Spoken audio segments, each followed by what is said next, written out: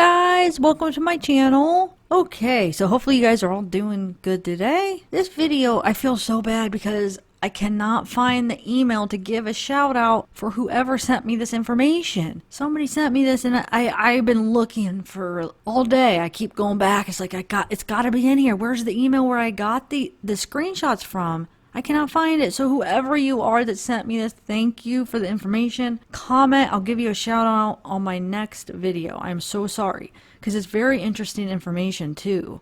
I'm not sure where you got this.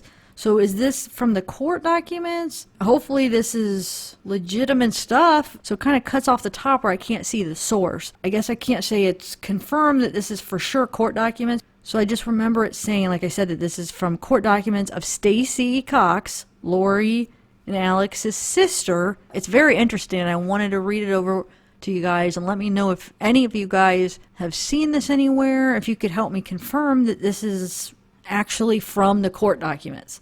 It said, these are some of the documents from Stacy Cox's divorce from her husband Steve.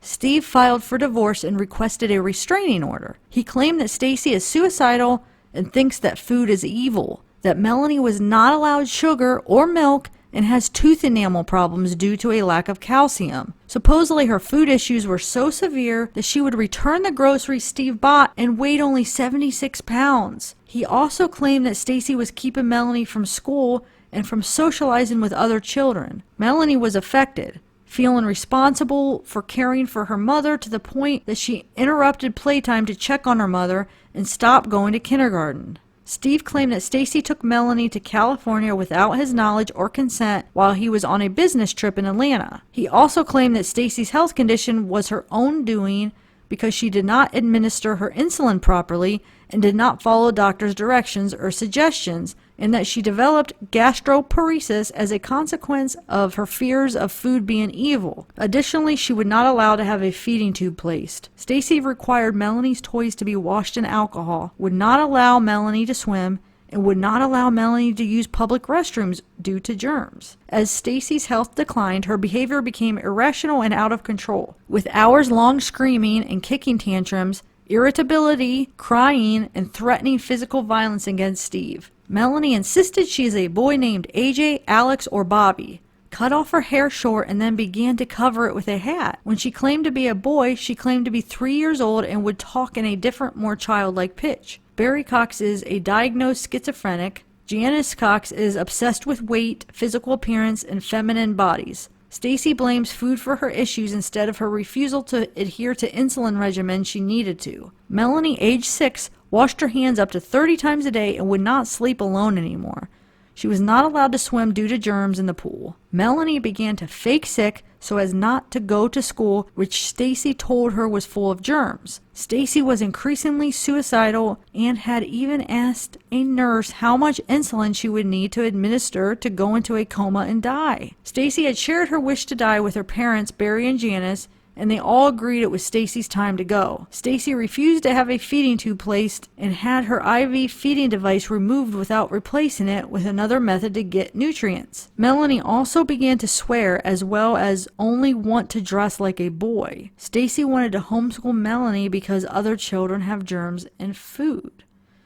So I don't know. This is pretty extreme stuff. That's why I'm not sure if this is true. Maybe I shouldn't even have read this until I could confirm it, but I don't know how to confirm it because I can't find anything. I've tried to look, I can't find anything on this. I did find some court documents just about as far as Steve getting custody of Melani. It was kind of, I wouldn't say boring, but just legal stuff, nothing too interesting, but just basically his how he was asking for custody and he got custody of Melani. So that's the only court documents I could find. So I don't know. Have you guys seen any of this information and these claims? Pretty interesting, but I'm not sure if it's true because the custody court documents that I have, they don't say anything like this, but it is kind of interesting, the thing about the insulin, because we know that Stacy did die from the insulin overdose. So wonder if she did did do it to herself. She was asking about it. I don't know. But I just have trouble believing that her parents said, okay, it's time now. Like they were okay with her taking her life. Is that what you were getting out of what that said too? Like that, I don't see that being true, but I guess who knows? Lori's family, look at Lori. You never know. I guess maybe her family's not right. So